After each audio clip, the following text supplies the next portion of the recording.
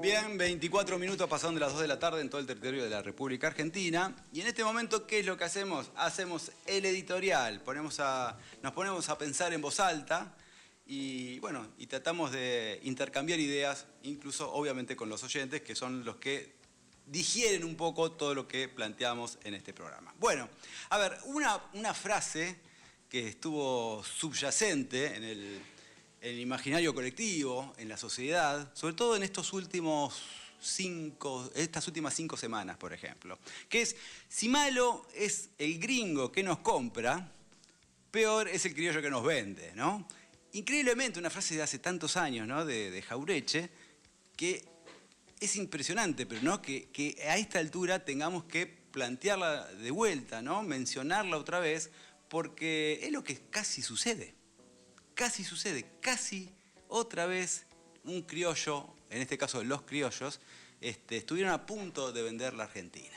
Y hablando justamente de Jauretche, no podíamos dejar de evitar hablar algunos párrafos, hacer algunos comentarios en relación a lo que él escribió, ¿no? Por ejemplo, en su ensayo acerca de la colonización pedagógica, él explicaba que a la estructura material de un país dependiente corresponde una superestructura cultural destinada a impedir el conocimiento de esa dependencia.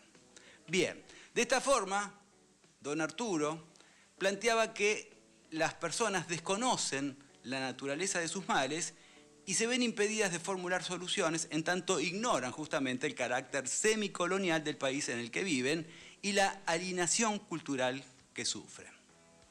A ver, todo lo que vamos a decir de aquí en adelante es para justamente ver cómo hicimos la sociedad argentina para llegar a esta instancia, ¿no? Es decir, que la dominación cultural que plantea Jauretche impide reconocer las verdaderas causas del atraso, las verdaderas causas que se fueron dando acerca de lo que implicó el subdesarrollo en nuestra patria y cuestiones relacionadas con la inferioridad nacional. ¿Qué quiero decir con esto? Bueno, ahora se los explico, pero tiene que ver un poco cómo le echamos la culpa al otro de los problemas que tenemos nosotros. Es por eso que la idea del aparato comunicacional de la derecha, ¿sí?, siempre fue incentivar lo que muchos llaman el enano fascista, ¿no?, que muchos argentinos tienen dentro de sí, ¿no?, y hacer que sus frustraciones y rencores personales se reconfiguren en expresiones fascistas hacia terceros. Es un poco lo que suele suceder cuando decimos, por culpa de estos negros de mierda, por culpa de estos vagos, bla, bla, bla, bla. Bueno, algo de eso tiene que ver. De esta manera se desata justamente una violencia contenida en ese sector de la sociedad que por lo general son sectores bajos, sectores medios, que aspiran a ser clase alta. Estamos hablando un poco de lo que terminan siendo los pobres de derecha, esas personas que le van relativamente bien o más o menos en la vida, que pretenden llegar a otra instancia, que adoran o que admiran o que aspiran a llegar a ser, como Macri, por ejemplo, y que interiormente, como saben que no van a poder llegar, le echan la culpa a terceros. Bueno, entonces, ¿a quiénes echan la culpa? Por ejemplo, a los inmigrantes, por ejemplo, esto pasa en Estados Unidos, pasa en Europa, a los desocupados, a los piqueteros, los planeros, como decía hace un ratito, los negros de mierda, incluso hasta se la agarra con los vendedores ambulantes, con la gente que duerme en la calle ahora. La culpa es de ellos, porque no quieren trabajar, dicen, ¿no? Hay algo ahí dando vueltas de este enano fascista que muchos argentinos tienen dentro de sí, y es un enano fascista que también está en otras partes del mundo, no solamente en la Argentina. El propósito de lo que hace este aparato comunicacional de la derecha siempre fue el mismo, es redirigir el odio a cualquiera menos a los verdaderos culpables de sus dificultades en la vida, que no son otros que los mismos de siempre. Me refiero al poder económico y financiero, me refiero a los grupos transnacionales, al sistema bancario, el extractivismo minero, petrolero o sojero, que muy bien ellos hábilmente hacen señalar como responsables de los males del país. ¿A quiénes? A los sectores nacionales y populares, al peronismo, al kirchnerismo, a los cucas, ¿no?, a la casta tiene miedo, decían ellos, que por supuesto, justamente el peronismo, el kirchnerismo, siempre termina siendo el obstáculo de estos intereses de clase, ¿no? Ellos no pueden vender la Argentina porque está el peronismo. Ellos no pueden rifar nuestra soberanía porque está el peronismo. El problema es cuando el peronismo nos vende y le da los votos para hacer las cosas que están haciendo. Y bueno, ahí se nos complica la vida a todos los argentinos y argentinas. Y es un tema que vamos a tratar en el día de hoy, por supuesto. De esta forma, y también por supuesto por errores propios como fue el Frente de Todos, bueno, por toda esta circunstancia que acabo de mencionar, justamente mencionándolo a Jauretche, termina ganando Milei en 2023. Insisto, también por errores propios, por lo que pasó en la gestión del Frente de Todos. Pero lamentablemente, Milei no solamente ganó en 2023, también ganó en las elecciones de medio término. O sea, otra vez le dieron una oportunidad. Bueno, dale, no nos va bien hasta ahora, pero te vamos a volver a votar a ver si ahora nos va a ir un poquito mejor. Bueno, la gente se volvió a equivocar. Y bueno, y llegamos a esta instancia, ¿no?, en donde se termina discutiendo en el Senado la ley de inviolabilidad de la propiedad privada, en donde ya era un despropósito tener que hablar sobre estos temas. Bueno, por fortuna se llegó a este momento, ¿no?, teniendo que sacar el oficialismo el capítulo 3 de extranjerización de la tierra, porque ya sabía de antemano que no iba a tener los votos suficientes para aprobar este capítulo de la ley. Pero ya, el hecho de que hayamos estado a nada de que se trate, a ver, la forma de cómo vender, cómo regalar a Argentina, y llegamos a una instancia muy compleja, muy compleja. Insisto, reitero lo que dije hace un ratito, la semana pasada la diputada Agustina Propato decía, ¿no?, que si esto llegaba a tratarse en el Senado, si se llegaba a tratar es porque sabían que iban a ganar, si se aprobaba, bueno, en diputados ahí iba a ser un trámite, iban a ganar, nos iban a vender de una, no había problemas. Entonces es grave lo que está pasando, es grave a lo que se llegó y por fortuna no salió como ellos querían. Por eso planteaba hace un ratito el tema de la colonización pedagógica de Arturo Jauretche, o lo del elano fascista que muchos argentinos llevan dentro de sí, o incluso le podríamos agregar esto de la batalla cultural de Gramsci, que hace poco lo mencionó Milei, ¿no? Y también podríamos hablar de la batalla cognitiva, ¿no?, esta idea de cómo nos van colonizando, quiero decir, nuestras mentes, y que por ahora, al menos por ahora, venimos perdiendo. Por lo menos hasta antes del jueves veníamos perdiendo. El jueves fue una batalla ganada. Veremos si lo podemos continuar en el tiempo. Y todo esto tiene que ver con que, bueno, tratemos de interpretar cómo fue que llegamos a esta situación. Por supuesto que el lado positivo de esta historia fue que muchos gobernadores y senadores tomaron conciencia a último momento y le pusieron un límite a este gobierno, que lo que va a hacer es simplemente, bueno, listo, la sacamos el capítulo y cuando las condiciones estén dadas lo volveremos a exponer y trataremos de imponer esta idea. Bueno, ojalá que nunca llegue a esa instancia, pero en definitiva no es que se van a olvidar del tema, simplemente van a buscar una circunstancia mejor para poder tratarlo, ¿no?, tanto en el Senado como en diputados. Así que simplemente para ellos perdimos esta batallita, pero está ahí latente, está ahí latente. Pero la cuestión fue que, y hay que reconocer esto también, que en definitiva un trapo, ¿sí?, una sábana que se mostró durante el partido, cuando terminó el partido con Inglaterra, ¿no?, en la semifinal del mundo, bueno, Lo Celso, Licha Martínez y otros jugadores exhibieron un trapo con la leyenda "Las Malvinas son argentinas". Bueno, creo que algo de eso empezó a cambiar. A partir de eso, digo, algo empezó a cambiar en nuestro país, algo empezó a cambiar en las conciencias de muchos argentinos y argentinas.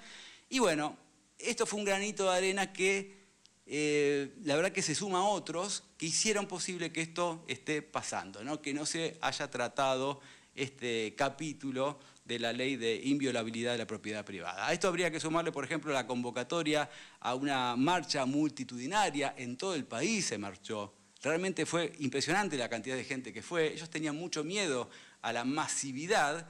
Tanto miedo tenían que, en definitiva, les dijeron a las fuerzas de seguridad que vayan a reprimir, como hacen cada vez que se trata una de las leyes de estas características, pero también lo hacen todos los sábados, reprimen a 10 jubilados, reprimen a los chicos, reprimen cualquier cosa, no les interesa nada, sea una criatura, no lo sea un viejito, no importa, ellos reprimen a todos y esta no fue la excepción. Fuerzas de seguridad, carros hidrantes, balas de goma, balas de lo que sea, ellos les encanta reprimir a la gente, les encanta generar miedo, y ellos creen que el pueblo no va a salir a la calle. ¿Cómo no vamos a salir a la calle si estamos sufriendo, estamos padeciendo una circunstancia totalmente que nos deteriora la vida día a día? Así que tenemos que empezar a entender que la gente va a salir igual sabiendo que la va a pasar mal cuando se moviliza Plaza de Mayo, cuando se moviliza el Congreso, porque estos locos están dispuestos a matar gente. Y entonces sabemos eso y no es fácil, hay que tener mucho coraje para ir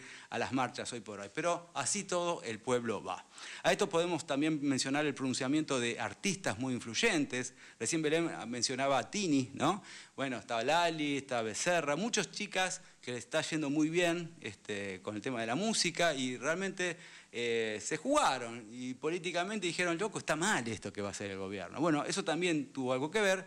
Y el trabajo incansable de académicos, acá hemos traído a varios, hemos hablado con muchos, que de alguna manera explicaron, ¿no? Advirtieron a la sociedad sobre el daño de la ley que al final no salió, ¿no?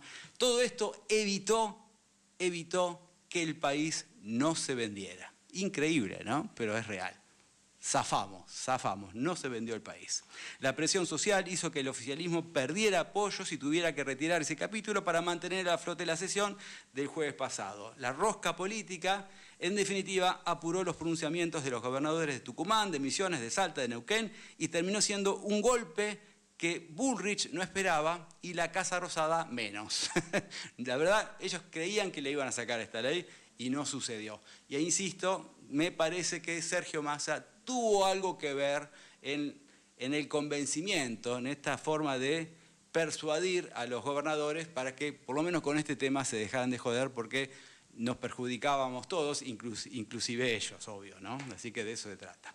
Esto no evitó que sí se abordaran las otras secciones del proyecto oficialista, que pese a no ser tan determinantes en términos de soberanía como las que tuvieron que sacar, bueno, no dejan de ser muy graves para el pueblo. Me refiero al cambio de las reglas para los desalojos, las expropiaciones, la protección de los terrenos incendiados, que al final esa también la tuvieron que sacar, la regulación de viviendas y el registro inmobiliario, y los registros inmobiliarios. En definitiva, estamos hablando en todos estos casos, el objetivo del gobierno, ¿cuál era? Bueno, siempre era reforzar el derecho de la propiedad privada y reducir la capacidad de intervención del Estado. Ellos quieren que el Estado no se meta en nada, así ellos pueden hacer muy buenos negocios. Bueno, en definitiva, ese era lo que querían hacer, era facilitarles los negocios a los multimillonarios y perjudicar a los que menos tienen, por ejemplo, en este caso, los inquilinos.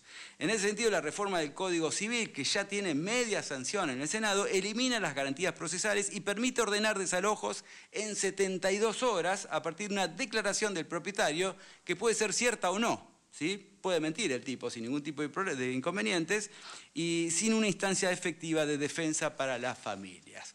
Así que si los inquilinos se atrasan 10 días, por ejemplo, o no pagan lo que al propietario se le canta, bueno, pueden ser echados en menos de 3 días, pueden quedarse en la calle. Al menos que en la familia haya algún niño, alguna niña, algún anciano o algún discapacitado. Bueno, en ese caso te darían 10 días más, ¿sí? Para ver si te podés reubicar en otro lado, y si no te pudiste reubicar, jodete, te sacamos a la calle igual, con anciano, con discapacitado, con criatura, no les importa 3 carajos. Bueno, eso es un poco lo que va a pasar y por eso creo que en diputados no pueden aprobar esta ley porque es demencial. Pero más allá de este despropósito que seguramente se va a revertir cuando haya otra gestión nacional y popular e incluso, insisto, en diputados, lo cierto es que luego del gran triunfo político y social que representó la eliminación del capítulo que habilitaba la venta de tierras, el bloque peronista del Senado concentró su estrategia en impedir que se modifique la ley del manejo del fuego, objetivo que, gracias a Dios, también se logró y que el oficialismo tuvo que sacarlo también porque no sabían efectivamente que no se iba a aprobar. La normativa vigente impide durante décadas, estamos hablando de 30, 60 años, cambiar el uso de tierras afectadas por incendios para evitar que se prenda fuego con fines inmobiliarios, turísticos o productivos. El proyecto eliminaba esas restricciones y limitaba la protección a un grupo más reducido de terrenos.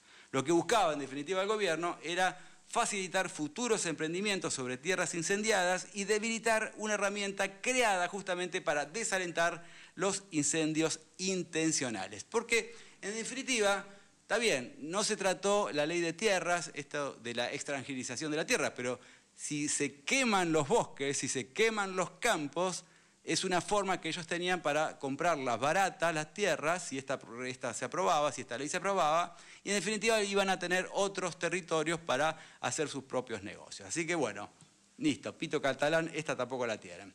Otra de las iniciativas del oficialismo que fue aprobada en la Cámara Alta fue la que modifica las reglas para que el Estado pueda expropiar una propiedad cuando necesita una obra de interés público. A ver, hasta ahora, si el Estado necesitaba un terreno para construir una ruta, por ejemplo, un hospital o una escuela, debía justificar la utilidad pública y pagar una indemnización por el valor del inmueble. Bien, ahora, con esta reforma, si se aprueba en diputados, se agregan exigencias y se amplía el monto que se debería pagar. A ver, además del precio de la propiedad, para incluir las ganancias que el dueño asegura que dejó de obtener. Esto es un concepto que se llama lucro cesante. Insisto con este tema. Si esta ley hoy estuviera vigente, nosotros no podríamos tener YPF, no podríamos haber expropiado YPF, como sucedió en la época del kirchnerismo. A ver, esto es así. Ellos todo lo que quieran privatizar de aquí en adelante va a ser muy difícil sacárselo a los que los compren,